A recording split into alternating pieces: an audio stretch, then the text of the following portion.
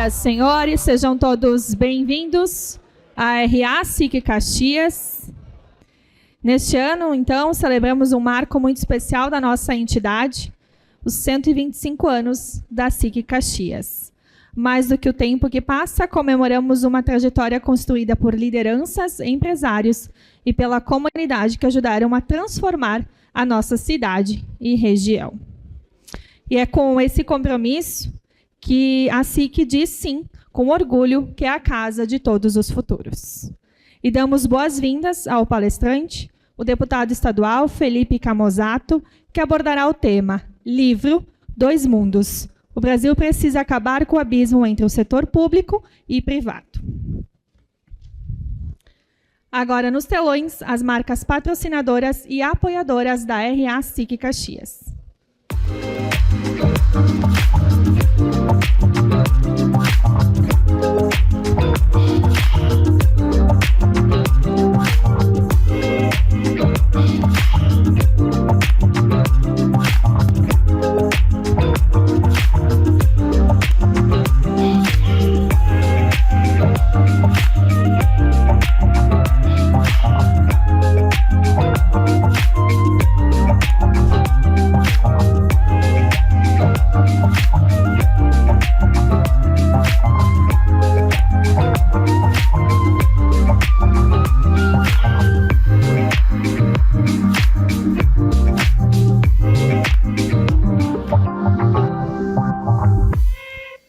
Senhoras e senhores, o projeto Degustar de hoje tem parceria com a Nova Aliança Vinícola Cooperativa.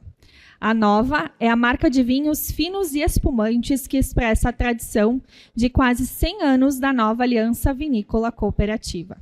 Do relevo da Serra Gaúcha às planícies da região da Campanha, simboliza o trabalho dedicado de cada produtor, o cuidado no manejo das vinhas e a arte da enologia. Nascida da força do cooperativismo e da inovação no vinhedo, a Nova celebra encontros entre passado e futuro, entre territórios e técnicas, entre pessoas e experiências inesquecíveis. Agradecemos a presença das seguintes autoridades. Representando a Câmara de Vereadores de Caxias do Sul, vereadora Sandra Boneto. Rafael Orozco, nosso procurador do Estado do Rio Grande do Sul. Presentes sindicatos, de SICs e demais autoridades aqui presentes e imprensa. Para a saudação, convidamos ao palco o presidente da SIC Caxias, o Biratã Hesler.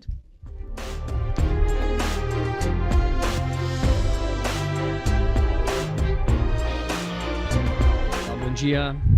Bom dia a todos. Muito obrigado pela presença de vocês aqui. Engrandece cada vez mais a nossa reunião almoço quando vocês estão presentes, ativos e compartilham conosco desse momento especial. Eu cumprimento o nosso palestrante, o deputado Camozzato. Muito obrigado, Camozzato, por tu teres aceito aqui o nosso convite, né, de tu poder trazer um pouco das tuas ideias em cima do teu livro. E a tua presença aqui na SIC é muito importante aqui na nossa casa, que é a casa de todos os futuros.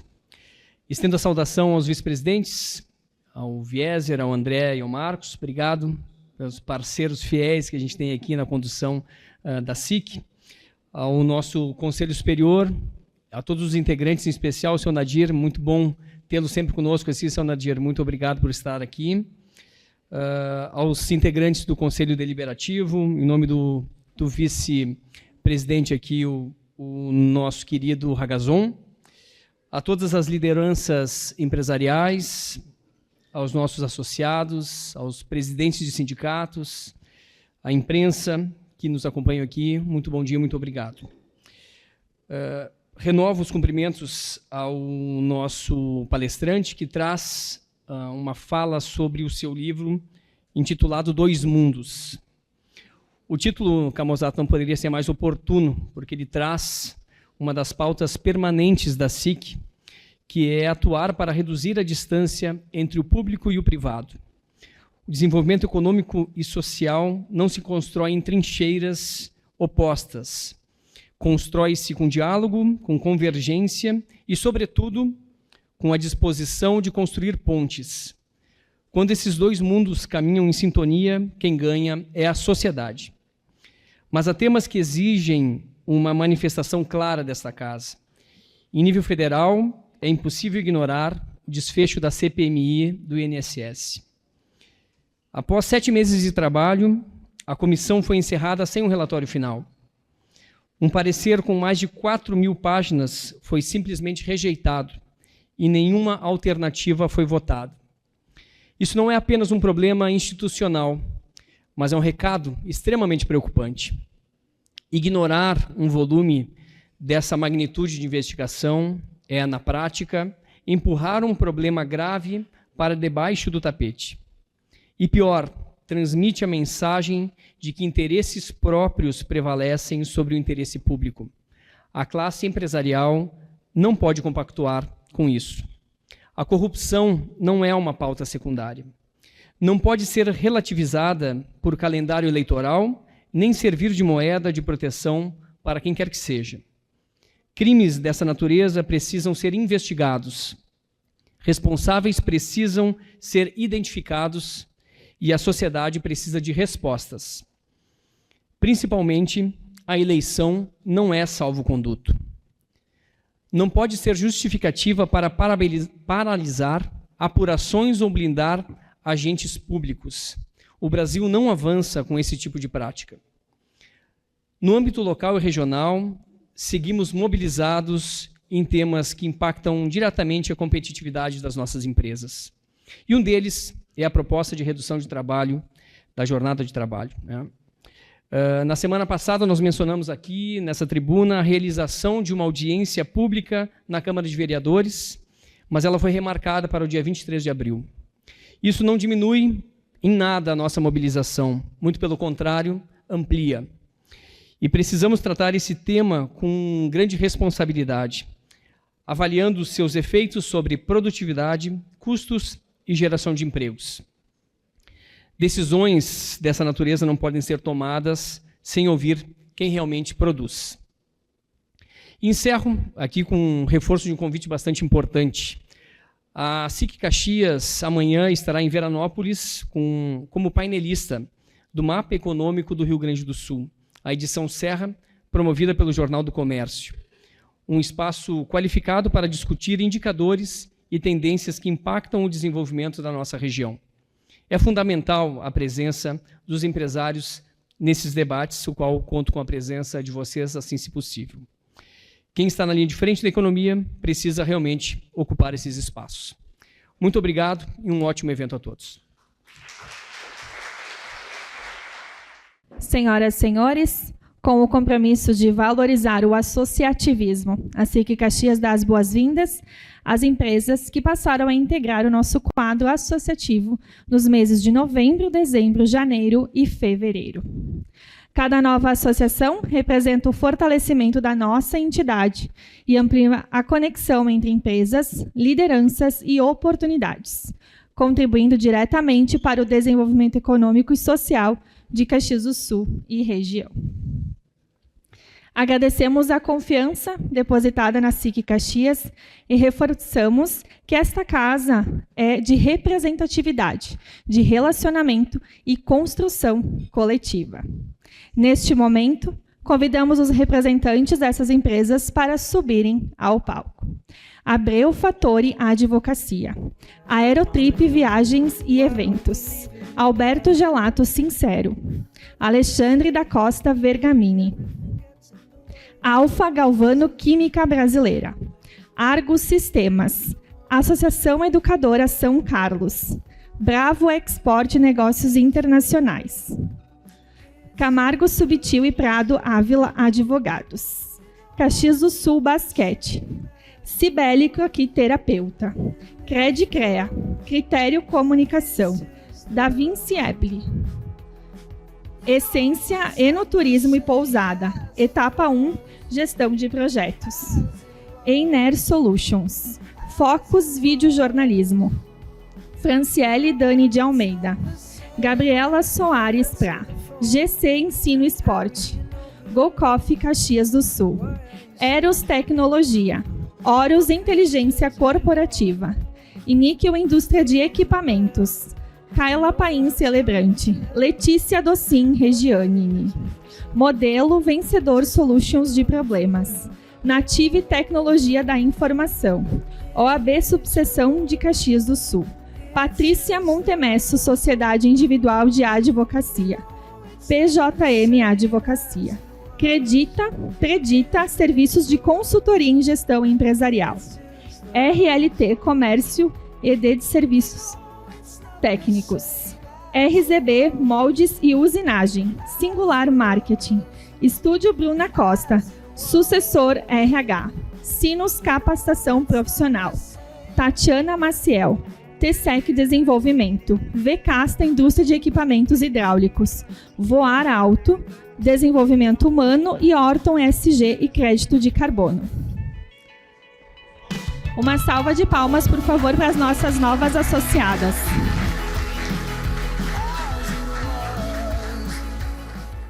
Senhoras e senhores, a SIC Caxias lança hoje a terceira edição do SIC Connection, o grande evento de gestão que acontecerá dias 17 e 18 de junho, das 14 às 18 horas, no UX Teatro, em Caxias do Sul. Em 2026, o evento voltado para a gestão coloca em debate um dos recursos mais valiosos para líderes na atualidade: tempo, o ativo invisível. Administrar o tempo é um dos maiores desafios da liderança, especialmente em gestões multitarefa, como determinar o que realmente importa ou como criar valores na hora que trabalhamos. O convite do SIC Connection 2026 é debater o tempo não como um cronômetro a ser batido, mas como um ativo que define trajetórias de vida, decisões e resultados. O relógio bate igual para todos, mas o tempo é de cada um. Os passaportes para os 2 dias de evento com preço especial de lançamento estão disponíveis até dia 12 de abril pelo site sicconnection.com.br.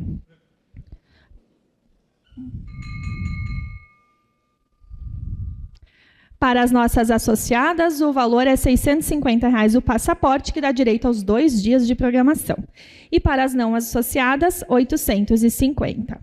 Os valores terão alteração no dia 13 de abril. Então, garanta seu passaporte com preço especial de pré-venda. Confiram o vídeo de lançamento.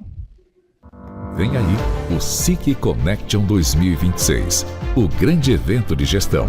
Nos dias 17 e 18 de junho, no UX Teatro, em Caxias do Sul. O tema desta edição vai colocar em debate um dos recursos mais valiosos para os líderes da atualidade: tempo, o ativo invisível. Vamos debater o tempo não como um cronômetro a ser batido, mas como um ativo que define trajetórias de vida, decisões e resultados. Serão 2 tardes de imersão em conhecimento, trocas valiosas e networking qualificado, com 6 palestrantes de projeção nacional e conteúdos que impactam o dia a dia das lideranças. O relógio bate igual para todos, mas o tempo é de cada um. Garanta o seu passaporte com preços especiais hoje mesmo. SIC Connection 2026. Realização SIC Caxias, 125 anos. A casa de todos os futuros. Aproveitamos o momento para convidar a todos para os próximos eventos e ações da SIC Caxias. No dia 7 de abril, às 7h30, no Espaço Gourmet, acontece o Café com Saúde, com o tema Saúde e Bem-Estar como Estratégia e Performance. Neste mesmo dia, às 19 horas, a SIC realiza mais um treinamento gratuito sobre o acesso e uso dos dados gerados pelas estações meteorológicas de Caxias do Sul, que faz parte do nosso projeto de estações climáticas. E na quarta-feira, às 7h45, aqui no restaurante Sica, acontece o Comex em pauta. Todos têm as inscrições no site da SIC Caxias. Aproveitamos também para convidar a todos para participar da próxima RA SIC Caxias, que acontece dia 9 de abril, quinta-feira. O tema da palestra será Desafios e Realizações à frente do Governo de Minas. E o palestrante será o ex-governador de Minas Gerais, Romeu Zema Neto. As inscrições já estão abertas no site da SIC Caxias. Ao final da palestra, teremos o painel de perguntas. Você pode enviar sua pergunta acessando a ferramenta pelo QR Code ou disponível nos telões ou na sua mesa. Para aprofundar a temática Dois Mundos, o Brasil precisa acabar com o abismo entre o público e o privado. Convidamos ao palco da RA-SIC Caxias o deputado estadual Felipe Camozzato. Bem-vindo. Tudo bem, gente? Prazer estar aqui. Obrigado, Bira, pelo convite. É uma honra poder estar aqui no palco, né, desse almoço de uma entidade que eu tenho uma grande estima, que representa boa parte do nosso setor produtivo do Estado, que nós tanto lutamos para defender na Assembleia Legislativa. Quero cumprimentar também nossa vereadora Sandra Boneto, vereadora aqui de Caxias do Sul. Também está conosco o ex-vereador, ou sempre vereador, Maurício Scalco, meu amigo, e vários outros amigos aí. Eu não vou cumprimentar todo mundo, senão eu vou esquecer alguém, né? Então não vamos fazer essa gafe, né, seu Juarez? Mas, gente, a conversa aqui é sobre esses dois mundos que nós temos no Brasil. Aliás, o Brasil não é só um país. Nós não somos um país só. Nós temos dois países dentro deste território. É um pouco disso que eu falo neste livro que está lá fora, depois do nosso almoço aqui, depois da minha fala. Eu vou estar lá fora também fazendo uma sessão de autógrafos para quem quiser também adquirir o seu, levar para casa, levar de presente também, né? Sair do almoço não só com boas ideias, mas presenteando boas ideias, né? Mas, iniciando aqui, antes de eu falar um pouquinho sobre a obra, só me permitam que eu me apresente para quem eu não tive a oportunidade de conhecer, ou de me apresentar antes, né? Meu nome é Felipe Zortea Camozzato, sou nascido em Nova Bassano, né? Uma grande metrópole aqui na Serra Gaúcha que eu tenho certeza que todos vocês conhecem, né? Tenho 38 anos, sou casado, pai da Catarina, de 4 anos, sou formado em administração pela URGS, tenho pós-graduação, sou especialista em finanças também pela URGS e tenho pós-graduação no exterior, em Georgetown, em liderança competitiva global. Então, minha trajetória durante cerca de 10 anos foi no setor privado. Foi lá que eu comecei como estagiário, me tornei sócio-diretor de um grupo empresarial de serviços ambientais, tínhamos 80 funcionários lá. Foi durante esse tempo empreendendo que eu conheci o Partido Novo, acabei ajudando como voluntário a fundar o Novo no Rio Grande do Sul e em 2016 fui o primeiro político eleito pelo Partido Novo no Brasil, sendo vereador de Porto Alegre com a 5ª maior votação. E claramente vocês estão vendo agora que não foi por conta de um rostinho bonito que eu me elegi, né? Tem muito mais do que só essa cara bochechuda, né? Então é um pouquinho disso que eu estou falando no livro também.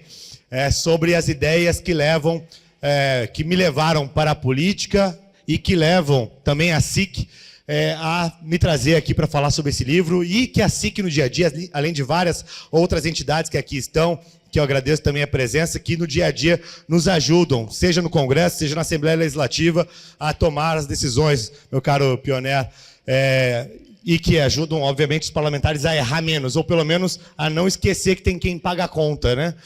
Porque muitas vezes o parlamento se esquece. Mas, voltando aqui para a obra, Dois Mundos, ele não pretende ser um tratado acadêmico, não é uma obra onde eu tenho a pretensão de ensinar ninguém sobre um conhecimento que só eu sei. Na verdade, ele é uma provocação, um convite à reflexão, a gerar a mesma inquietude que me gerou quando eu decidi entrar efetivamente na política.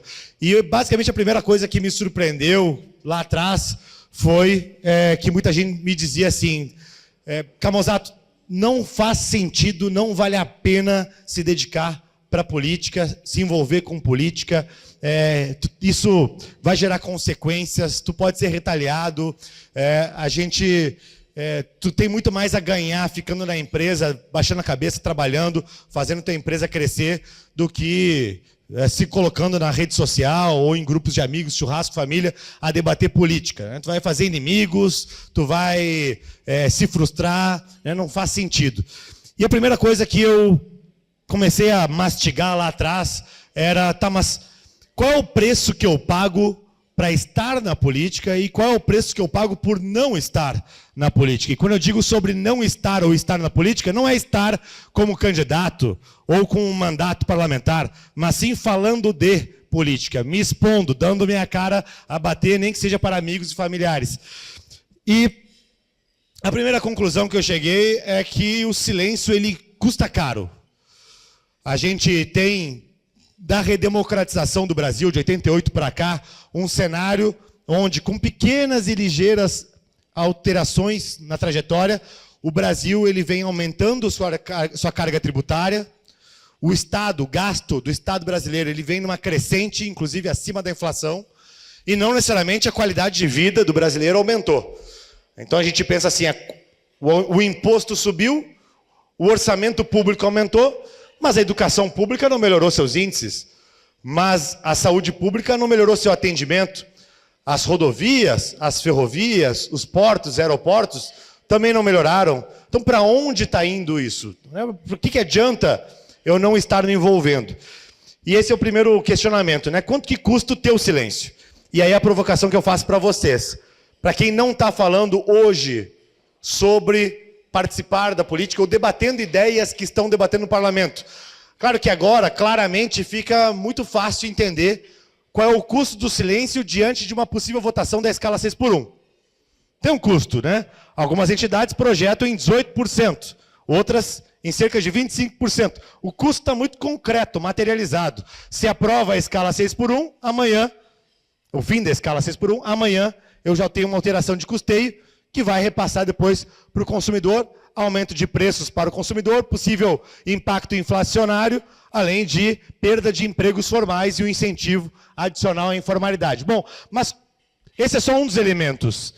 Para nós chegarmos até aqui, neste Brasil que nós estamos hoje, quanto a gente ficou em silêncio em ocasiões em que a gente poderia ter falado alguma coisa? E eu me pergunto sobre isso quando eu também lá atrás não me envolvia. Teve um processo de licenciamento ambiental na empresa, que a gente adquiriu um terreno em São Leopoldo, nós estávamos montando uma unidade industrial lá, o terreno era no Distrito Industrial de São Leopoldo, e ficamos 4 anos em licenciamento ambiental para levantar um pavilhão de 900 metros quadrados. Aí tu me pergunta, era para fazer o quê? Era para ter algum tipo de combustível? Era algum químico? Era algum explosivo, meu caro Louro? Não, nada disso. Era para pegar resíduo e transformar isso em combustível renovável para a caldeira industrial. Geraria, inclusive, crédito de carbono. Energia limpa, economia verde. Ou seja, aquilo que tipicamente a turma do meio ambiente adora. Mesmo assim, 4 anos de licenciamento ambiental, mais de 100 mil reais em consultorias das mais diversas, para chegar no 4º ano e diante de uma mudança de Secretaria de Meio Ambiente da Prefeitura de São Leopoldo, por causa de uma alteração na eleição, mudaram a sede, perderam uma parte do meu processo. Literalmente, perderam. Cheguei lá um belo dia no balcão, a minha pasta, gordinha antes, estava mais magrinha. Não tinha tomado Ozempic, estava mais magrinha porque perderam mesmo. E aí, para mim, foi a gota d'água, né? Não é possível que quem regra, quem legisla, quem autoriza o empreendedor a criar 30 vagas de emprego, não tem o menor respeito por quem está botando a cara a tapa, investimento, reputação para fazer o empreendimento, a ponto de perder documento. Ali foi uma das fagulhas que me fez, então, ajudar na fundação do Partido Novo no Estado. E ali ficou muito claro para mim que não participar da política é uma falsa escolha. Não existe esse negócio de não participar da política. Não, porque eu não gosto de participar de política, porque eu acho que política não é comigo. Não existe. Na hora que tu decide que tu não vai participar da política, tu está fazendo uma escolha consciente pela omissão. Apenas isso. Estou optando pela omissão. Tu pode fazer a conta em casa, dizer, olha, faz sentido eu me omitir. Vale a pena para a minha sanidade mental, para o tempo que eu quero dedicar para minha família, para minha empresa, em vez de estar me dedicando a ler notícia, mas essa omissão tem preço. Primeiro, que ela é uma escolha que tu fez, segundo, que ela tem o preço que eu comentei antes. E para além do preço pecuniário, das finanças, da burocracia, também vocês, lideranças empresariais, vocês, lideranças nas suas famílias, nas suas comunidades, entendam que o preço a ser pago por não participar da política também é um exemplo que vocês dão. Toda escolha individual, ela carrega o poder de ecoar nas pessoas com que vocês convivem, nas pessoas que olham vocês, a trajetória de vocês, as escolhas que vocês fazem. E se você, enquanto liderança familiar, você, enquanto liderança empresarial, diz, eu não participarei de política porque isso é perda de tempo, você automaticamente vai estar dando um recado, ainda que não falado, para outra pessoa que gosta de você, que admira você, que tem algum carinho pela sua trajetória, para dizer, eu também não vou, porque a Sandra não foi. Não vale a pena. E isso é extremamente perigoso. Porque isso faz girar aquele círculo vicioso de um silêncio que constrange quem produz, gera riqueza, gera emprego, trabalha no setor privado, enfim, e paga a conta de um Brasil que é caro e entrega pouco.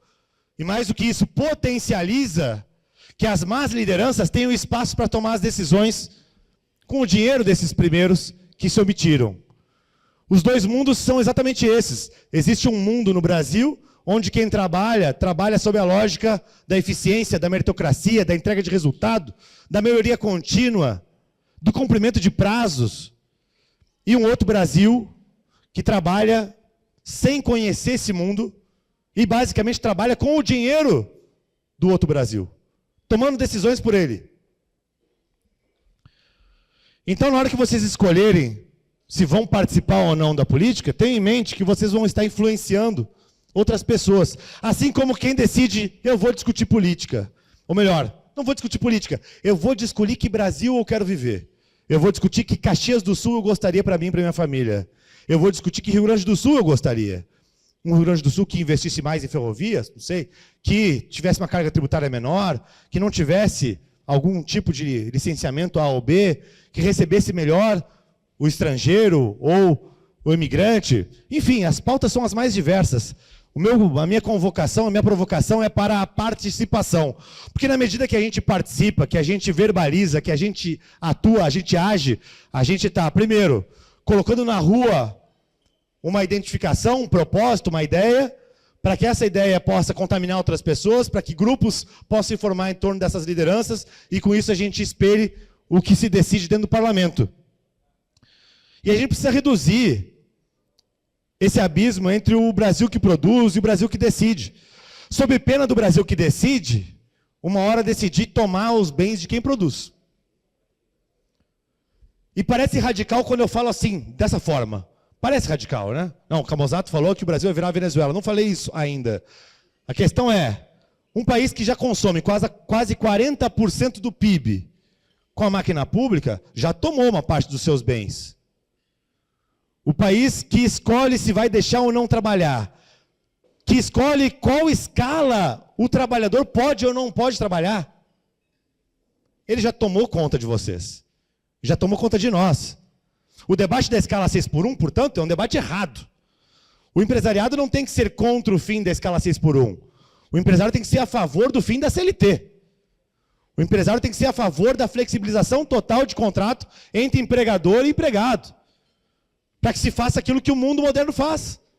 Que celebre contratos, se respeite contratos entre as partes, para trabalhar numa escala de horários que for conveniente entre as partes, para se remunerar por hora, para se dar a flexibilidade que a sazonalidade do determinado negócio exige. E isso é só um exemplo de como a gente precisa aproximar o Brasil que produz, o Brasil que decide. Porque o Brasil que decide, ele não conhece, ele não sabe qual é a dor de quem está produzindo. E ele não conhece porque ele não viveu isso, em sua boa parte. E o nosso dever, enquanto lideranças empresariais, o meu dever enquanto liderança pública, mas que teve durante muitos anos essa vinculação com o setor privado, é ser essa ponte, é fazer essa ponte, é dar esse recado. É nosso dever aproximar esse abismo entre público e privado, sob pena da gente ser coniventes com o empobrecimento da população. Parece muito mais fácil, quando a gente encontra alguém na rua mendigando, dar uma esmola. Mas o potencial de transformação para a vida daquele pedinte, ele é muito maior na medida que tu se engaja num projeto transformador de riqueza, que gere oportunidades, emprego, aumento da renda média, aumento de produtividade, que é o segredo para o Brasil ser rico. É aumentar a produtividade, de maneira contínua e sustentável. E em toda a democracia, o Alexis de Tocqueville escreveu, os políticos tendem a repetir não o que há de melhor na sociedade, mas sim o que há de mais comum. O que significa isso? Quais são as entrelinhas, né? Às vezes a gente acha que nós precisamos eleger, ou tratamos as lideranças políticas eleitas como uma espécie de semideuses. ou algumas pessoas oniscientes. Tem gente que acredita nisso, que nós elegeremos 513 deputados federais plenamente capazes de exercer as suas prerrogativas de parlamentar em todas as áreas da gestão pública: saúde, educação, desenvolvimento econômico, infraestrutura, meio ambiente, lazer, esporte, educação. Não vão. Não vão. Agora, a qualidade do material humano que estará lá, depende da qualidade da sociedade e da qualidade do debate de ideias que está permeado na sociedade. Quando a sociedade ecoa certas verdades, como, por exemplo, que não queria a fiscalização e a transparência lá do PIX, eu me refiro especialmente ao vídeo do Nicolas Ferreira, que repercutiu, ganhou a escala global, foi o vídeo mais visto da história nas redes sociais. Aquilo foi um recado muito claro da sociedade para a política: isso aqui não me serve. Em uma democracia normal, era suficiente para que não avançasse, né?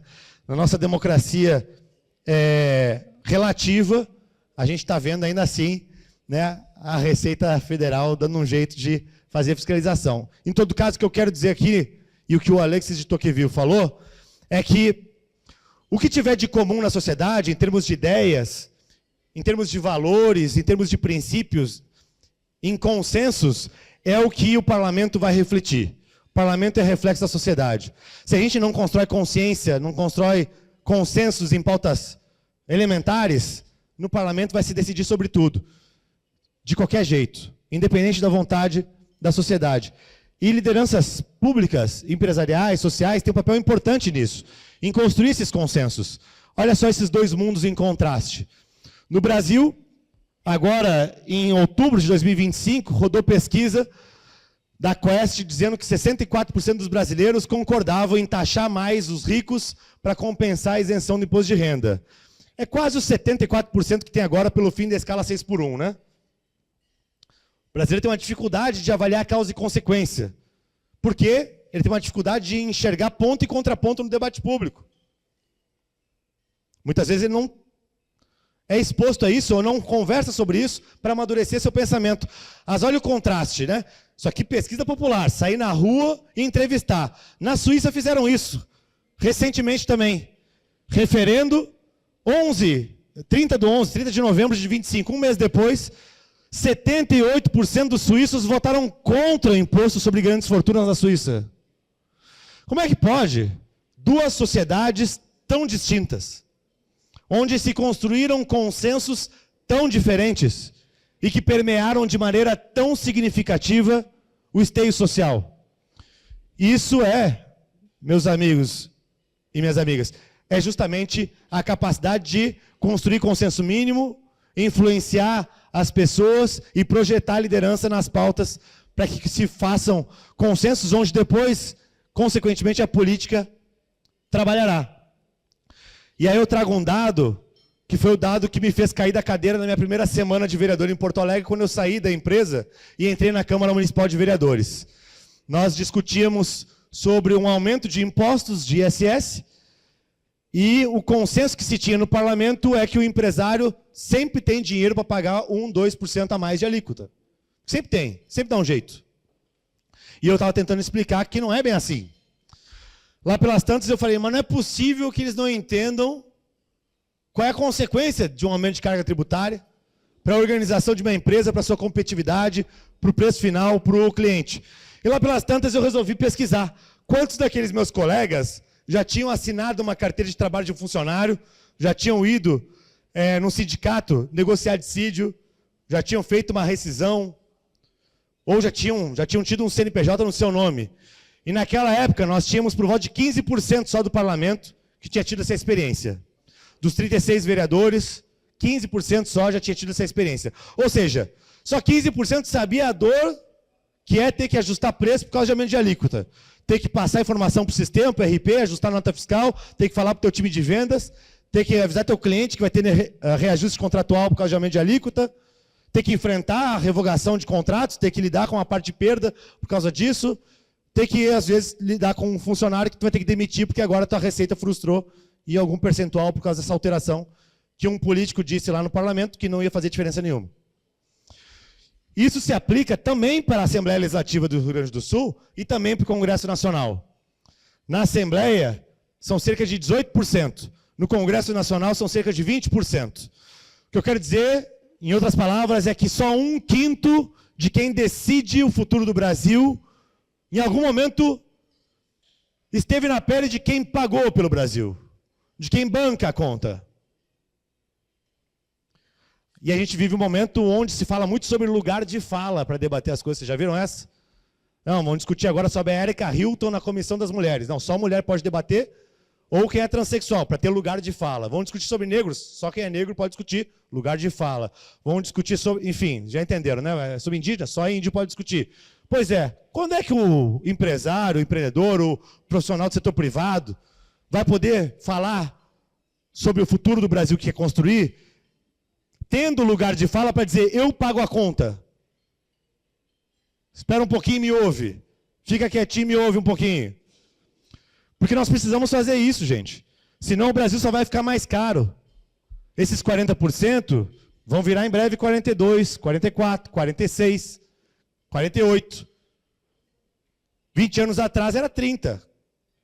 Menos de 20 anos atrás era 30.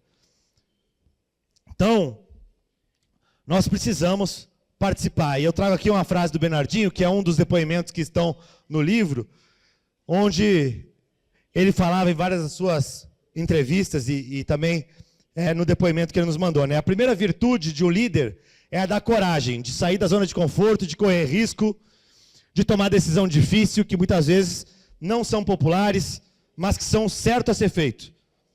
Aí ele segue, na política é a mesma coisa, é preciso ter coragem para enfrentar dificuldades e fazer o que é certo, independente do medo. Aí eu vou fazer uma provocação para vocês. Na política isso é importante, mas na sociedade também. Porque é muito fácil, enquanto eleitor, enquanto dirigente de entidade, associação, dizer assim, está faltando mais Marcel Van Hatten para botar o dedo na cara de um juiz supremo e dizer que ele está errado. E está faltando mesmo. Mas quantos de nós, ou quantos dos nossos amigos, familiares, que são lideranças na sua família, na sua empresa, têm coragem de pedir um voto para Marcel Van Hatten? A coragem que falta para a liderança política falar o que precisa ser dito no Congresso, muitas vezes também é a coragem que falta para a liderança social, civil, de expor sua opinião, de fazer um manifesto, de botar a cara numa campanha eleitoral, de dizer, que nem o Bira disse, queremos te convidar para falar sobre o teu livro na reunião almoço da SIC Caxias. Então a SIC Caxias, meus parabéns por ter coragem de liderar. Tem algumas outras entidades do Estado que estão nos convidando para fazer esses eventos, algumas empresas também estão fazendo em company. Mas eu sei que não é fácil essa decisão. Não é fácil. Pode ter consequências. Assim como pode ter consequências de eu ter subido na tribuna agora semana passada e ter quase que xingado o procurador que travou os 27 bilhões de reais do investimento da CMPC no estado do Rio Grande do Sul. Vocês acompanharam isso?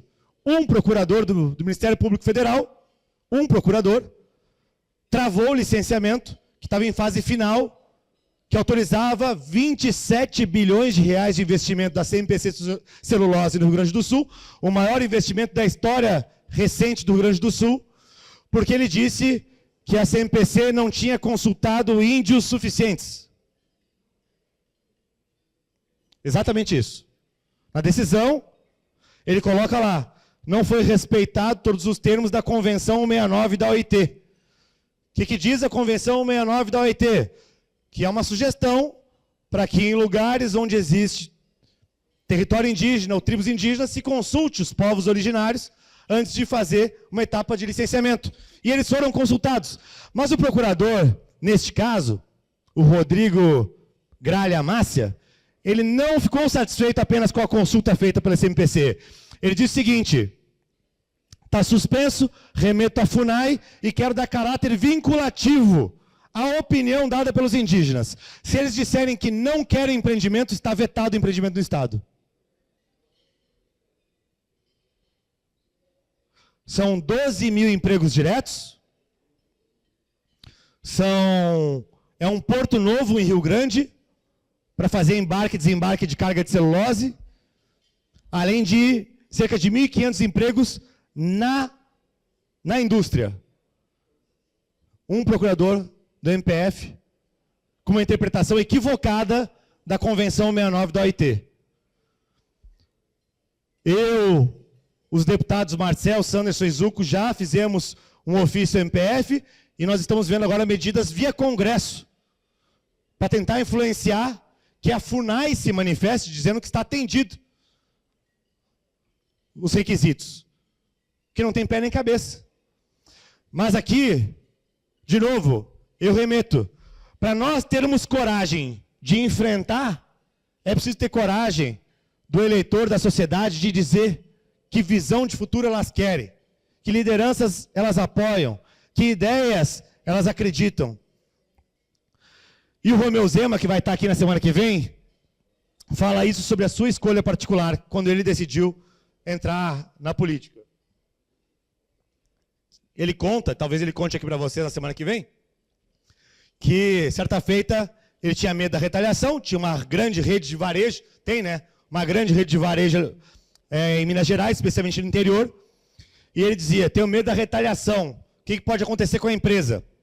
E um amigo dele então disse, quanto que valeria a tua empresa se o Brasil virasse a Venezuela? Porque muitas empresas do porte da tua, ou maiores que a tua, na Venezuela, uma vez que virou a chave, viraram pó. O Estado encampou. Claro que é uma visão mais radical do cenário, mais extremada, mas muito factível. Ainda mais hoje. O Brasil de 4 anos atrás, a gente dava certa risada da situação, por exemplo, do Paraguai, né? E hoje a gente se muda para o Paraguai. Há 10 anos, nós dávamos risada dos barriga verde. E hoje nossos filhos se mudam para Santa Catarina. E há 15 anos, a gente achava engraçado a Venezuela estar fazendo o que estava fazendo. Que na Venezuela, quando eles alteraram a Constituição, eles mudaram o sentido do cavalinho no brasão. Sabiam dessa? O cavalinho no brasão da Venezuela apontava para o lado direito. E Hugo Chávez e Maduro fizeram ele ficar apontado para a esquerda. Porque onde já se viu ele ficar apontado para a direita? Até o brasão eles mudaram. Então essa é uma provocação interessante do Zema, que agora saiu do mandato, que também é um dos depoimentos do livro, da importância que nós deixemos nossa contribuição. E veja, aqui não é uma provocação de que todos sejam candidatos. Faço que nem o Zema, faço que nem o Camozzato, muito antes pelo contrário. Se todo mundo for candidato, eu também não me elejo. Né? Agora, que participem, que façam parte dessa voz ativa na sociedade, que sejam lideranças que influenciem o seu meio e que deem um recado para aqueles 30% da população que respondeu à última Quest, que fez a pesquisa sobre a identidade do eleitor brasileiro. Não sei se vocês viram essa pesquisa, publicada há cerca de 3 ou 4 meses atrás. A Quest identificou o perfil do eleitor brasileiro. 30% de esquerda, 30% de direita, 30% de centro ou que não se identifica com nenhum dos lados. E desses 30%, tu tem quase metade que não vai votar na próxima eleição e quase metade que diz, eu não só não gosto de política, como eu não me identifico com nenhum dos dois lados, como eu tenho raiva de quem sabe. E eles que vão decidir a eleição. São essas pessoas. Não é o que está à esquerda, não é o que está à direita, não vai ser esse salão aqui que vai decidir a eleição. São essas pessoas que nós temos que chegar até elas. Não só para decidir a eleição, é claro, mas para falar sobre os rumos do Brasil que nós queremos. Como entidade empresarial e como alguém que vem de uma trajetória do setor privado, eu quero um Brasil que tenha uma carga tributária menor, que tenha uma burocracia menor, que tenha uma infraestrutura competitiva. Para quem não sabe, o Rio Grande do Sul hoje é o estado brasileiro que menos cresce no país. São 20 anos, na média, com a menor taxa de crescimento de PIB de todo o país. O penúltimo lugar é o Rio de Janeiro. Rio Grande do Sul é o último, taxa média de crescimento do PIB gaúcho, 1,4%. E o Brasil não é lá essas coisas, né?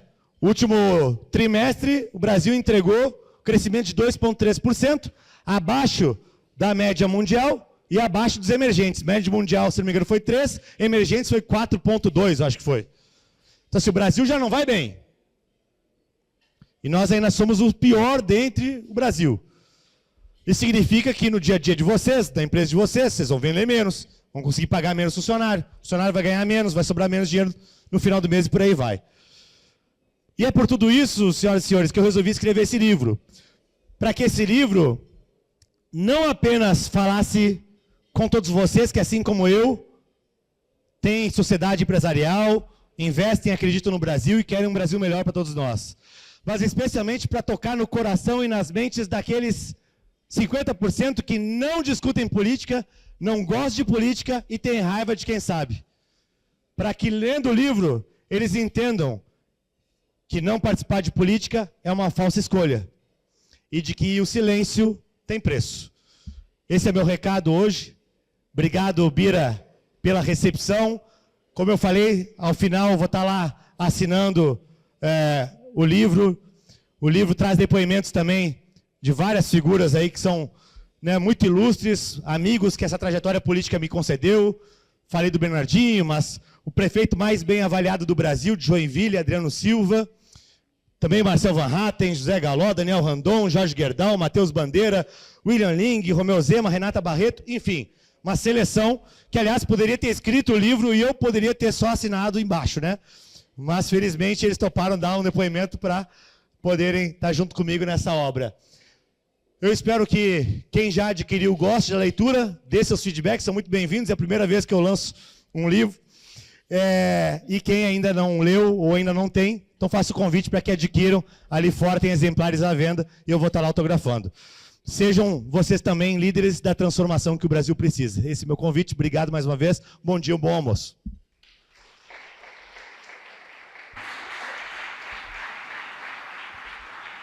Agradecemos ao deputado Felipe pela sua apresentação. Deputado, vou lhe convidar para que continue conosco e convido o nosso presidente Ubiratã para o momento das perguntas.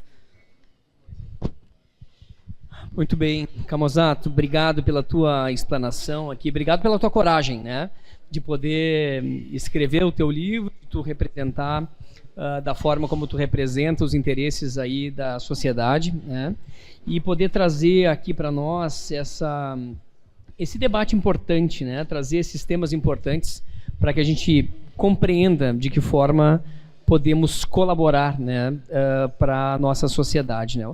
O teu livro, de fato, ele acaba fazendo esse comparativo, assim, né, até onde se entra no tema, até onde o Estado né, pode interferir.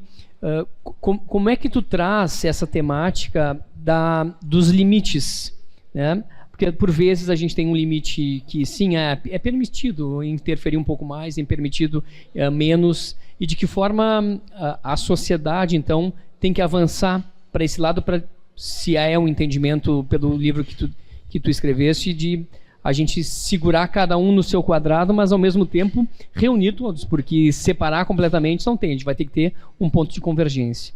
Como é que tu trouxe isso dentro do teu livro, por favor? Bom, eu vou contar uma história para dar a resposta, Bira. Acho que o Elvio, que foi secretário aqui em Caxias, está aí com a gente, também tem talvez um pouco contribuir. Eu lembro de participar de um painel com ele lá em Porto Alegre sobre desburocratização. Eu fui o vereador que mais revogou leis na história de Porto Alegre. E quando eu falo assim, parece um negócio chocante, né? Nossa, olha só, Camozato fez muito. Na verdade, eu fui o vereador que mais revogou leis na história de Porto Alegre, porque nunca antes na história desse país um legislador entrava para revogar lei. Então, tu revogava 4, 5 leis, tu virava o vereador que mais revogou leis na história de Porto Alegre. O deslegislar chegou ao ponto de virar matéria no jornal. Então, logo a gente montou uma comissão lá na Assembleia, na Câmara Municipal, e fizemos alteração, revogação ou consolidação de mais de 800 normas. A sociedade não conhecia o que era isso, a política não conhecia o que era isso, e mesmo os políticos que já estavam lá nunca tinham achado que era politicamente interessante revogar a lei. Todo mundo quer ter um projeto para chamar de seu. Então, né, Sandra? Todo mundo entra lá e tem vereador, deputado, enfim, que tenta bater recorde de projetos apresentados. Eu, particularmente, acho isso uma babaquice. Acho que uma das melhores formas de identificar um mau legislador é o que quer bater recorde de projeto apresentado. Porque se fosse falta de lei que faltasse no Brasil, para o Brasil dar certo, nós já éramos a Suíça. Nós temos leis para tudo. Não é falta de norma, não é falta de lei, é o excesso delas, a confusão que elas causam, justamente a bagunça institucional que elas provocam. Então, no livro, eu procurei tratar um pouquinho também sobre esses mitos e sobre um pouco do bastidor, como é que a política enxerga certas verdades ou mentiras e como é que a gente pode trabalhar para conscientizar no parlamento e fora dele sobre as boas práticas que o Brasil precisa. Tu vê, tinha uma lei que nós revogamos em Porto Alegre, que tinha sido feita lá em 1988, 89, que a lei dizia o seguinte: Porto Alegre está proibida de importar carne de Chernobyl. Tinha uma lei proibindo Porto Alegre de importar carne de Chernobyl. O que tinha acontecido? Tinha tido desastre em Chernobyl, algum político olhou e falou assim: agora é minha hora, vou brilhar. Só se fala dessa tal de Chernobyl, está proibida a importação de carne de Chernobyl. Agora perguntem, quantos quilos de carne de Chernobyl exportavam para o Brasil? 0. Para Porto Alegre, menos ainda. Tinha outras histórias engraçadas. O ex-deputado Bruno Souza, Santa Catarina, revogou uma. Na esteira dessa que nós revogamos em Porto Alegre, ele resolveu pesquisar as leis em Florianópolis e no litoral de Santa Catarina. Ele descobriu que tinham leis que proibiam a pesca de tubarões que nem existem no Brasil. Vai que o tubarão que vive lá na Oceania resolva passear aqui, mas está proibido pescar ele. Bom, isso não muda nada na nossa vida, a gente revogar uma lei como essa. Não muda nada. Ela dá um exemplo, talvez, de quão esdrúxula é as nossas leis. Mas teve tempo de discussão, de tramitação de projetos, de debate em comissão, de assessor de procuradoria da casa, salário consumido, luz, ar-condicionado, para fazer essa lei virar realidade. Só que assim como tem essa, tinha também, Bira, a lei que proibia fazer churrasco na rua em Porto Alegre, que nós revogamos também. Porque Porto Alegre tem o acampamento Farroupilha, toda semana ali do dia 20 de setembro, onde basicamente junta lá 10 mil pessoas para fazer churrasco na rua. Eles iam fazendo há 30 ou 40 anos o evento de maneira ilegal. Mas nem eles sabiam. Até que um dia um fiscal que quisesse dar o troco no organizador do evento, ou em algum quiosque, poderia chegar e falar assim: você está autuado por crime ambiental, porque é proibido fazer churrasco na rua. E esse é o problema de ter muita lei. Pela confusão que causa e pela liberdade que dá para um burocrata ou um fiscal, por conveniência qualquer, vir te perseguir, te punir, te ameaçar. Pela sua cabeça, né, Camozato? Ter o seu entendimento quando não tem alguma coisa direcionada assim. Vamos abrir então aqui para a nossa plateia para poder também trazer algumas questões para ti. Nosso primeiro inscrito aqui, Juarez Pitinini, nosso diretor, por favor. Obrigado, presidente Bira. Bom, deputado Camozato, parabéns pela coragem, parabéns pelo livro. Um país onde a educação é o nosso maior problema de médio e longo prazo. Escrever um livro é importante. A pergunta e o desafio é como fazer com que as pessoas leiam o livro, entendam o livro. Neste salão, esta casa representa praticamente tudo o que o senhor trouxe aqui no seu livro. Talvez a diferença da pesquisa na Suíça e no Brasil seja esse o nível educacional, cultural, a quantidade de pessoas que são analfabetos funcionais que um país tem e o outro tem. A pergunta é como fazer com que as pessoas minimamente olhem mais fontes de informação para que consigam decidir com base em algo, porque com base no que a gente tem visto hoje, as pesquisas sobre questões trabalhistas, etc., não parece ter tido muita mudança em relação àquilo que se via ao longo dos tempos. Em alguns aspectos até piora em relação à conscientização do qual é a solução para o nosso problema. Como fazer com que mais pessoas consigam entender e tomem as decisões na sua vida, inclusive a escolha de representantes, que seja feita com uma base um pouco maior, um pouco melhor estruturada, e que não seja alguma coisa que a pessoa decida no dia da eleição em quem vai votar, com base em não sei qual critério. Como fazer com que isso chegue mais? É imprensa, é escola, é redes sociais? Qual é a forma de fazer com que isso aconteça? Obrigado. Obrigado, Juarez, pela pergunta. Eu tenho a seguinte premissa, né? É claro que a gente tem um momento de muita dificuldade de leitura no Brasil, né? Seja por conta do baixa penetração da leitura na população brasileira, muito baixa, e além disso, a taxa de analfabetismo funcional preocupa de fato, né?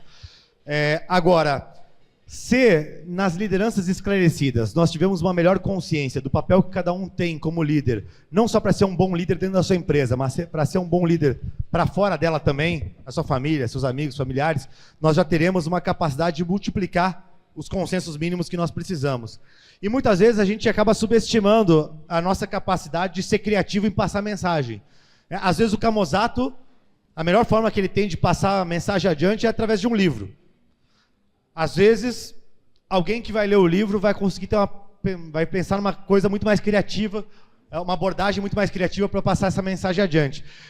E eu acho que, falei antes do Nicolas, né? Eu acho que o Nicolas tem sido um grande exemplo disso, né?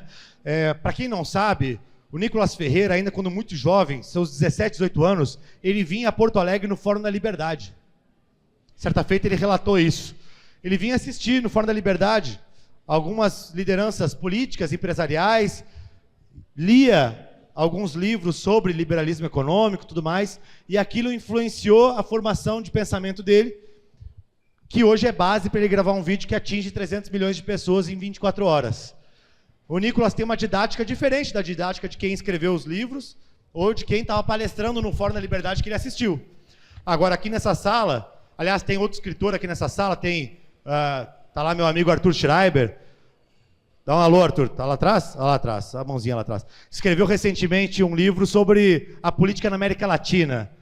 Los Filhos de la Democracia, alguma coisa assim, né? Como é que é?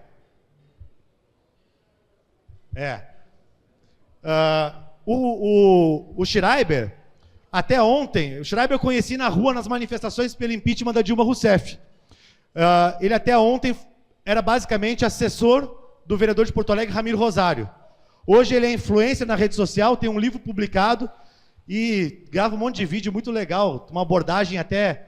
ele sempre fala sobre temas sérios e pesados de uma maneira irônica e bem-humorada, coisa que eu não consigo fazer. Então, às vezes, tu está multiplicando com uma boa literatura. A abordagem que eu dei para o livro é uma abordagem muito pragmática. O livro é curto, tem 150 páginas, e é um livro que eu me inspirei bastante na forma de redação do Bob Pfeiffer, no Dobre Seus Lucros, né? Que é uma leitura muito prática para quem é empreendedor, para quem está no dia a dia, né? Na sua profissional liberal, autônomo, enfim, que não tem tempo de ler um tratado de 500 páginas e que quer ter drops de conteúdo e informação de maneira muito prática de como entender a política, entender o outro mundo e como influenciar nele. Então é a forma que eu encontrei. Eu tenho certeza que, na medida que mais gente dessa sala ler e talvez, inclusive, presentear o livro, enfim, oferecer a terceiros, falar sobre a importância de se engajar, a gente vai multiplicar esse potencial. Bacana, Camozzato, obrigado. E tem um outro escritor aqui também que tem que chamar a atenção, aqui o nosso Nadir Riss, que fez aqui, lançou o seu livro, uma temática diferente da sua vida, um baita livro. Seu Nadir, sempre conosco aí. Obrigado, seu Nadir. Ivonei Pioner, por favor. Bom dia a todos. Bom dia, Camozzato, deputado Camozzato, grande amigo, de grandes lutas, né, Camozzato, já ombreamos várias pautas difíceis. Mas eu queria colocar a seguinte situação. Hoje em dia, pouca gente se envolve verdadeiramente na política como deveria. E todos que estão aqui devem se envolver. Cada um de nós tem um posicionamento dentro do cenário político, que é o que decide, no fim das contas, a estrutura da nossa sociedade. Muitas vezes, o brasileiro tem a cultura de votar ou eleger, né, personagens e não projetos. E eu vejo na tua luta, na luta de outros que tu citaste aqui, o próprio Zema, o próprio Van Hatten, que vocês muitas vezes lutam, têm os projetos e tocam em temas extremamente difíceis, porque a verdade por si só, ela já desaloja qualquer um. E quando você tem que depois receber o voto, tem 74% querendo 6,1 e 26% querendo o que o Brasil precisa. E vocês, para nos representar, precisam dos votos. Como é que tu administra isso na tua vida? Porque quem está próximo e vê o trabalho de vocês, luta inclusive por vocês como eu. Porque a gente vê o trabalho que vocês fazem, que é maravilhoso. Mas eu vejo muitos representantes que não são qualificados, que são levados a esses locais, a legislativo e executivo, porque se tornaram bons personagens. Como é que tu faz nesse mundo para levar à frente os projetos que edificam a nossa sociedade e que vocês lutam hoje? Obrigado, Pioneiro, pela pergunta. Eu não tenho uma receita de bolo, né? O que eu faço? Eu tento dedicar meu trabalho com a seriedade que ele merece, uso minhas redes sociais para falar sobre o dia a dia. Agora, sem dúvida alguma, a gente vive um momento que é muito difícil tu conseguir fazer uma política séria, compenetrada e falar apenas do trabalho técnico, né? Aliás, se eu faço um vídeo batendo boca com a Maria do Rosário, rapidinho eu tenho 500 mil de visualizações, né? Agora, se eu falo que eu revoguei 10 projetos de lei lá, 10 leis que atrapalhavam a vida do empreendedor, tem 100 visualizações. Né? Então, tem um meia-culpa nosso também, enquanto ser humano, que a gente gosta de uma briga. Né? Então, nós temos que ser inteligente, enquanto político e comunicador, de fazer a abordagem de comunicação adequada para conseguir mostrar o nosso trabalho.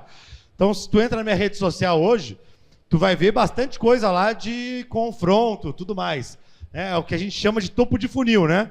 A gente atrai as pessoas por uma verve mais combativa, para depois, aos poucos, ir educando aquele eleitor ou aquele espectador do que é teu dia a dia, de quais são tuas batalhas, teu desafio. Isso não é verdade para todos os políticos. Cada um tem um estilo, né? E cada um tem também as suas convicções.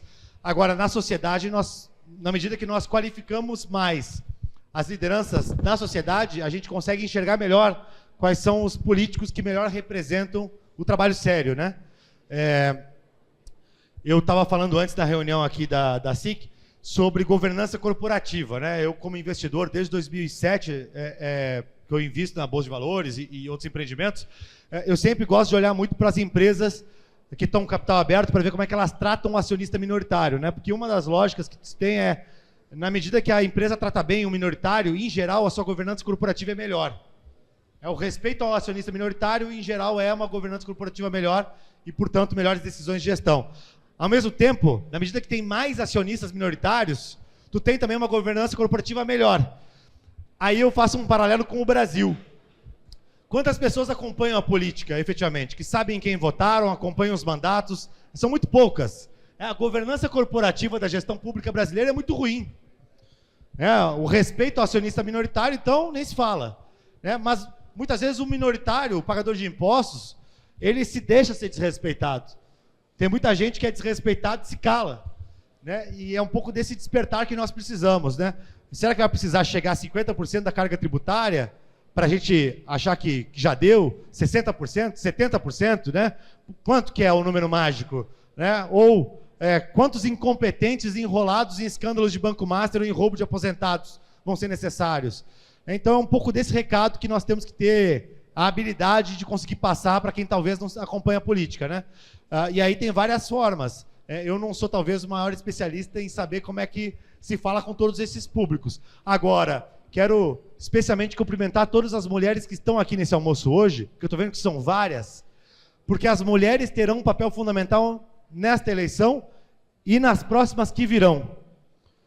As mulheres já são maioria no Brasil, também são maioria aqui no Estado.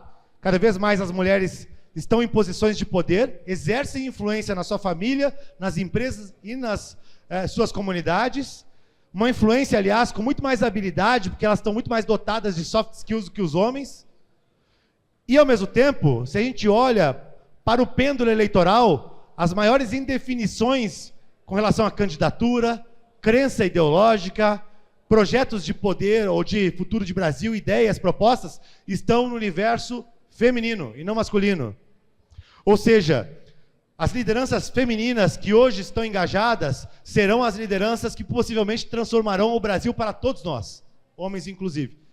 Então, se nós já estávamos na mão das mulheres, eu, por exemplo, já estou na minha lá de casa, né? Já estava. Nós, Brasil, estamos ainda mais na mão das mulheres. E por isso que é importante a gente olhar, reconhecer e valorizar as lideranças femininas que nós temos, especialmente as que estão em ambientes como esse. São mulheres engajadas, esclarecidas, líderes na sociedade e que estão participando de debates como esse. Elas talvez tenham uma condição de comunicar tudo isso que nós falamos aqui até agora de uma maneira que a gente não sabe. Muito bom. Bizi, por favor, Bom dia a todos, bom dia, Camusato, muito boa a tua palestra, parabéns pelo livro e parabéns pelos conteúdos. Obrigado. A pergunta que eu ia fazer está mais relacionada com o Ivonei aí, ele me tirou do tapete que foi antes, mas eu vou reformular. Eu diria que tu falasse aí que tem só 15% a 20% que assinaram carteira, né? Ou assinaram a carteira dele ou ele assinou de alguém, né? Então a gente que assinou a carteira de alguém, não a dele. Mas lá no Congresso tem poucos que assinaram a sua carteira, que alguém assinou a sua carteira. E temas como 6x1 e outros temas são decididos lá no Congresso por pessoas que nunca trabalharam de carteira assinada, né? O 6x1 é um exemplo. Então nós temos os políticos profissionais e temos os empresários que viraram políticos, ou os médicos, ou os fazendeiros, etc. E o que a gente vê é de que numa votação importante para o Brasil, como é a 6x1, eu já ouvimos vários políticos que disseram assim, tá, mas imagina uma pauta dessa e eu votar contra, como é que eu vou ter o meu voto na minha região? Mas o político está lá para fazer o quê, afinal? É para decidir o que é o certo ou para olhar para a sua próxima eleição? Olhar para a sua base e dizer... Então, o político profissional, ele age conforme o voto da sua região, do seu partido, ou da população, a maioria da população. E isso leva o político a nem sempre votar o que é o certo. E eu vejo também agora a janela partidária. Eu entrei num partido e defendo ele pelos princípios do partido. E agora, então, tem a janela partidária, e se eu não tiver espaço no meu partido, eu troco. A Simone Tebet, que era do MDB, praticamente elegeu o governo atual, agora trocou de partido, porque no MDB ela não teria votos, não teria chance. Então, a troca de partido, agora, qual é o melhor partido? O PSD. Então, eu vejo que o político, ele está olhando sempre para si. O que é melhor para ele, o que é melhor para a sua reeleição, e nem sempre o voto é pelo que é o certo. Como é que tu enxerga isso? Como é que resolveria isso? Ter somente um mandato, não ter reeleição para todos os cargos? Ou como resolver isso? Eu sei que a pergunta é meio cabulosa para um político, né? Mas tu responde tudo, então vai lá. Não, é isso aí. Mas são as boas perguntas, Bizi. Eu gosto de afastar os cenários de discussão utópica nesses casos, tá? Quando eu ouço isso, porque os políticos fazem o que é melhor para eles só, não pensam no coletivo. Eu digo, sim, eles são pessoas como vocês. São humanos. A gente faz o que é melhor para a gente na nossa vida. Todo mundo faz o que é melhor para si. Mesmo quando a gente faz alguma ação altruísta, nós estamos fazendo isso por egoísmo, porque aquilo faz bem para mim, para nós. Então é uma ilusão achar que simplesmente o político vai passar a tomar decisões que prejudicam ele individualmente. A questão aqui é aquela lógica econômica que já se sabe há muito tempo, né? Os seres humanos reagem a incentivos. Como é que a gente muda o jogo? Como é que a gente altera os incentivos para que o político errado faça a coisa certa? É isso que o Friedman falava num dos seus livros, né? O país ele se torna melhor na medida que o político errado é obrigado a fazer a coisa certa. O que ele dizia nesse caso? O político faz a coisa certa na medida que é a única coisa que é politicamente viável para ele fazer. Hoje a coisa que é politicamente viável para ele fazer é votar a favor do fim da escala 6x1. Nós temos que fazer isso ser politicamente inviável. Por isso que eu falei que a discussão tem uma abordagem errada. E por isso que a gente precisa ter uma boa qualificação das lideranças públicas e também privadas, para mudar a lógica dessa discussão. O que eu quero dizer com a discussão errada é que nós deveríamos estar liderando a discussão sobre o fim da CLT, sobre o fim das escalas de trabalho. Não é qual escala, é fim da escala de trabalho. Eu lá na empresa, nós tínhamos 3 empresas no grupo. Uma fazia controle de pragas urbanas e agrícolas. Eu digo que eu sigo trabalhando no mesmo segmento, mas sem produto químico agora, né? Controle de pragas urbanas e agrícolas. Outra era tratamento fitossanitário de embalagem de madeira. E a terceira era energia renovável. Cada uma delas tinha diferentes períodos de sazonalidade. Cada uma delas respeitava diferentes RDCs e normas, né, de prestação de serviço. E por isso precisava de um conjunto de EPIs distintos, procedimentos POPs diferentes e tudo mais. Eu não conseguia aproveitar o mesmo funcionário que estava contratado na holding para duas operações distintas, sendo que ele tinha habilidade para ambas, por conta desse engessamento de legislação trabalhista. Isso é uma estupidez. Saía mais caro para o cliente. né? Então, assim, a gente precisa mudar essa lógica do regime de incentivos. E aí, num caso que nem é o caso da escala 6x1, um projeto protocolado pela Erika Hilton, né? A Erika Hilton, do Partido Socialismo e Liberdade. Qualquer um que tenha uma boa formação, uma mínima formação, entende que não existe socialismo e liberdade na mesma frase. Para ter um, não pode ter outro, e vice-versa. Mas, pois bem, aí ela quer regrar, mexer com a PEC na CLT, nas normas trabalhistas, para impor uma nova escala. Bacana.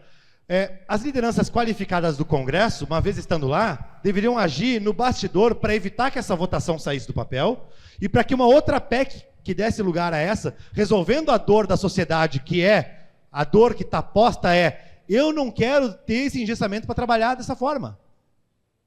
Porque se tu pesquisar nos funcionários, também vai dar 70% de aprovação em flexibilização das normas trabalhistas para poder fazer sua jornada. Dependendo de como é que tu faz a pergunta, tu tem 70%, 75% favorável. Então, a liderança partidária, a liderança parlamentar, ela precisa ser qualificada também para fazer o jogo de bastidor, para não colocar à votação um projeto que detona a reputação política de todos os seus potenciais aliados. Tu trava isso no bastidor, tu coloca uma outra PEC no lugar. Aliás, o deputado Maurício Marcon, meu amigo, que é aqui caxiense, colocou uma PEC muito legal, inclusive, né? Que é muito mais resolvedora do problema, mas que não foi, infelizmente, apoiada por outros colegas, inclusive do seu próprio partido e tudo mais. Mas, assim, o segredo está nisso, né? Em termos de inteligência e habilidade para conduzir a narrativa e não para sermos conduzidos. E isso, infelizmente, em geral, o setor produtivo e muitas lideranças políticas do nosso lado têm dificuldade de fazer esse enfrentamento. Muito bem, obrigado, Camozato. E para a gente encerrar, Marcos Arrigo, por favor, aproveita e faz a propaganda daquilo que nós conversamos, que não deu oportunidade para fazer na tribuna ali. No final eu faço. Felipe, obrigado por ter nos prestigiado com o teu conhecimento e a tua experiência política. Eu acho que é fundamental a participação comunitária, né? Aproveitando o gancho do Juarez, que fala sobre o analfabetismo funcional, né, que é um seríssimo problema que existe no nosso país, e que nosso parlamento é um reflexo, né, da nossa sociedade. O pioneiro também comentou sobre o que devemos fazer. Para entrar em qualquer empresa, você precisa ter no mínimo um 2º grau completo, né? E para ser político, qualquer porcaria serve, né? Até ler livro de cabeça para baixo, como aconteceu aí, a gente viu isso. Quando é que nós podemos mudar isso, Felipe? Porque se nós não estabelecermos talvez um tipo de estrutura mínima, básica, para que o cara tenha um conhecimento e não só 15% do teu parlamento lá tenham o outro lado do balcão, o que pode ser feito em termos talvez estaduais e talvez futuramente federais? Deixa eu aproveitar agora e fazer uma propaganda. Pessoal, eu fiz parte da APADEV, que é a Associação de Pais e Amigos dos Deficientes Visuais, e nós estamos fazendo um almoço no Santa Catarina aí no dia 19 para angariar fundos para pagar folha de pagamento. Está bem difícil, todo mundo sabe disso. Então, quem quiser ajudar, custa R$80, dia 19 ao meio-dia, né? Antes de sair, fale comigo, eu vou estar ali na porta para poder ajudar uma instituição que faz um trabalho tão fantástico. Obrigado. Obrigado, presidente. Só, desculpa, eu fiquei prestando atenção no teu anúncio, divulgação, e esqueci tua pergunta. O que pode ser feito para elevar o nível dos nossos políticos? Estabelecer um 2º grau completo, pelo menos. Sim, o que pode ser feito para elevar a qualidade dos políticos, se é para estabelecer o 2º grau completo para entrar lá? Não sei, tem gente que estuda há muitos anos, que é pós-doutor e segue fazendo bobagem, né? Então, assim, acho que isso também não é... tem muito pós-doutor aí que... Então, assim, acho que né, coisa que eu falei antes aqui, e quero aproveitar a oportunidade já para reforçar o agradecimento, Bira, pelo convite, que nós estamos encaminhando para o final, nós falarmos sobre o assunto, debatermos o assunto, espalharmos as boas ideias e influenciarmos positivamente na decisão de quem serão as lideranças, né? Inclusive, lá atrás, quando eu fui me candidatar em 2016, eu não queria ser candidato, e eu lembro que um amigo me disse assim, as melhores pessoas para serem candidatos são aquelas que não querem. E aí, eu só fui candidato porque alguns amigos me provocaram e encheram o saco até eu topar. Né? Talvez aqui nessa sala tenham várias boas candidaturas, para sabe-se lá o quê. Né? Então, entre vocês aí, depois se cutuquem aí e digam, quem é que vai, né, na próxima? O fato é que o Brasil precisa de boas lideranças. Né? Eu fico muito surpreso da gente ter tantos cases de sucesso no universo empresarial brasileiro, né? A gente tem empreendedores brilhantes, empresas que são referência global, algumas aqui de Caxias do Sul, né? Aqui da região da Serra, e ao mesmo tempo a gestão pública brasileira é tão ruim, né? Como é que a gente consegue produzir dois universos tão distintos? E certamente é por conta da baixo número de lideranças que nós temos na gestão pública hoje, ou que chegam até lá, ou que se dispõem a isso. Então nós precisamos permear esse desafio, participar, e isso passa por nós fazermos e termos momentos como esse, aliás, especialmente num ano como esse, que nós estamos em 2026, um ano que vai definir o futuro, certamente, das nossas vidas. Então, obrigado mais uma vez, Bira, pelo convite. A SIC, aliás, tem tido um papel fundamental nesse processo. As entidades empresariais são fundamentais nesse processo, elas são o elo de ligação entre o CNPJ, os CPFs e também os parlamentos e os governos, ajudando a colocar a agenda, dizer o que presta, o que não presta, o que é bom, o que não é, quais são as ideias alternativas. Então, fortalecer as entidades empresariais é muito importante também, né? E no mais, o gabinete está sempre à disposição, e nos vemos em breve, possivelmente semana que vem. Estou aqui acompanhando o governador Romeu Zema. Obrigado mais uma vez. Obrigado, Camusato.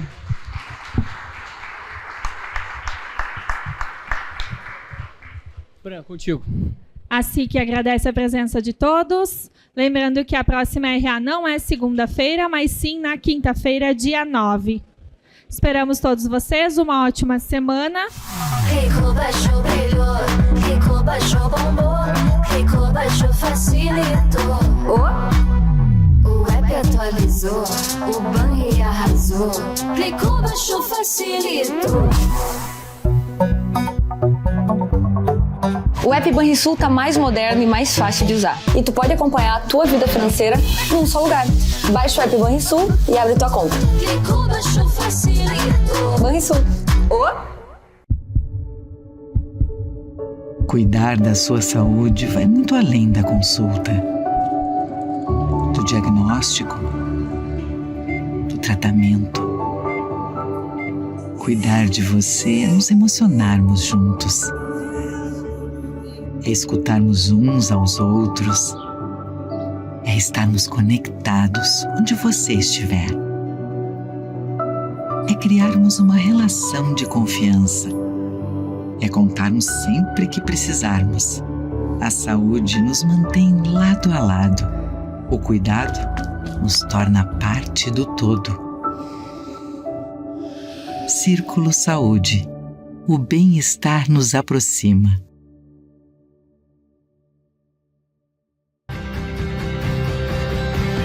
Fazer jornalismo e entretenimento que conectam os gaúchos e contribuem para uma vida melhor.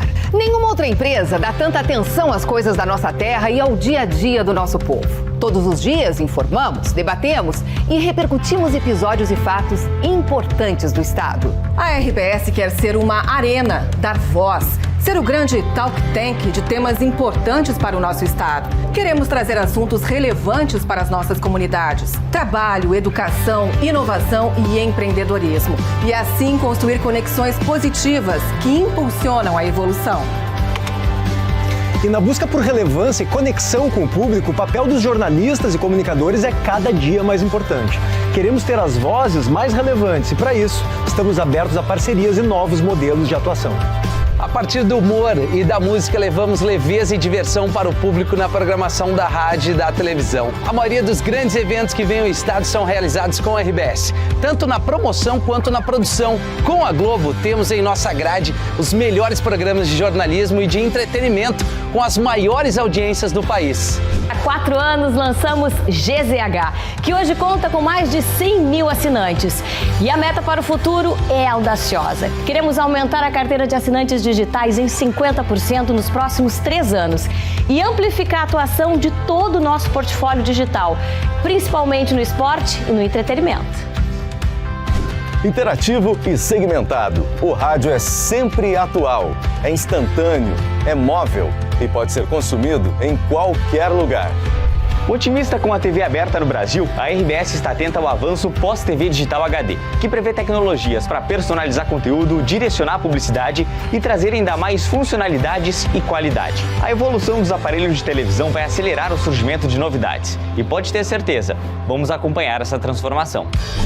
A força da RBS no mercado publicitário reflete nossa forte relação com os gaúchos. Queremos ser parceiros de negócios das marcas que atuam em nosso estado. Acompanhamos a evolução. Combinamos novas ferramentas com a tradição e a liderança dos nossos ativos. Simplificamos as decisões e, com a nossa visão 360, entregamos mais do que se espera de um veículo de comunicação. E tudo isso só é possível graças às nossas pessoas. Quem trabalha na RBS acredita na comunicação e na diferença que ela faz, seja nos negócios dos clientes, seja na evolução da sociedade. São as pessoas que fazem a RBS ser a RBS.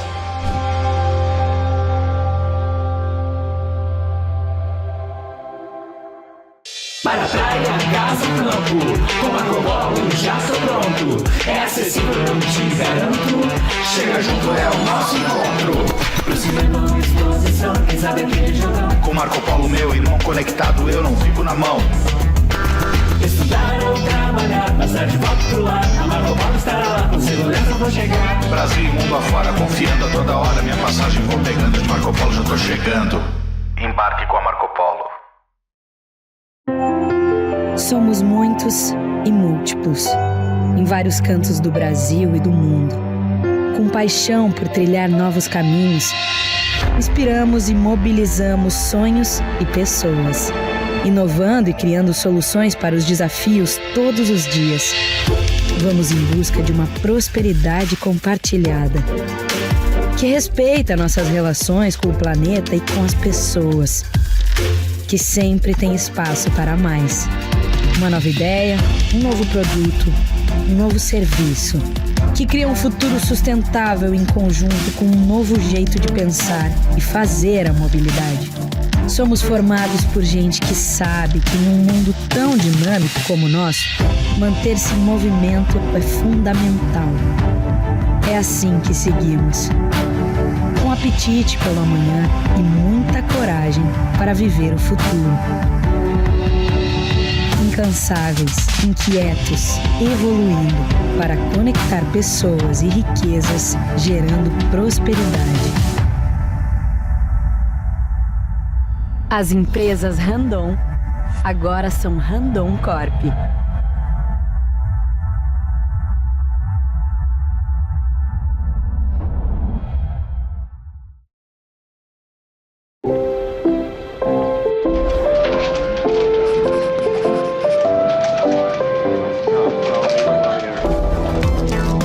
O dinheiro muda o tempo todo, mas tem uma coisa que não muda nunca.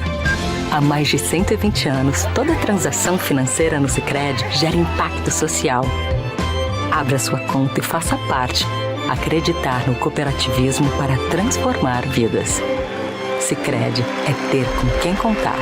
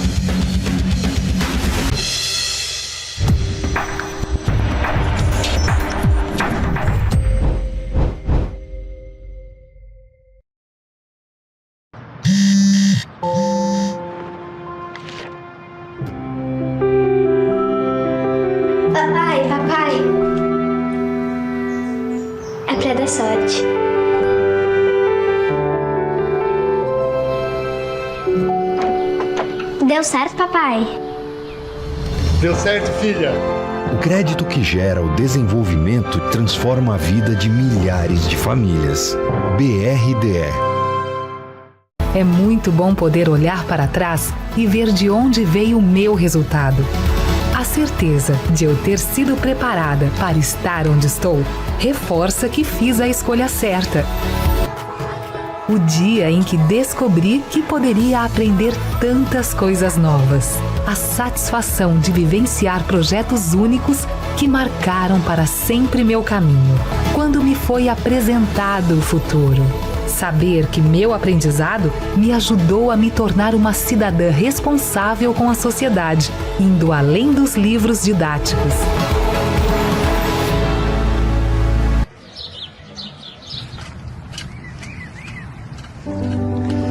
Eu era agricultora, porque ele era pedreiro, ferreiro, e nós fomos morar para nossa casinha. Então eu disse assim, o que eu vou fazer? Eu vou virar essa terra. Ali eu comecei a plantar em volta da casa e ele trabalhando, né, de pedreiro. Eu já tinha os 6 filhos. Plantava, vendia, fazia chimia, fazia pão, fazia tudo um pouco para vender, fazia sabão. Botemos ali uma bodeguinha assim, bem simplesinha. Nem interesse de fazer um mercado, aquilo estava só para dar um dinheirinho a mais na família, né? Ao longo dos anos, o Super Andreassa estabelece relações próximas e duradouras com clientes, funcionários e fornecedores. Expande os negócios na região e se consolida como uma das principais redes supermercadistas do sul do Brasil. O Grupo Andreassa cresceu junto à região, ao lado das pessoas. No decorrer do caminho, reunimos sonhos, multiplicamos conquistas.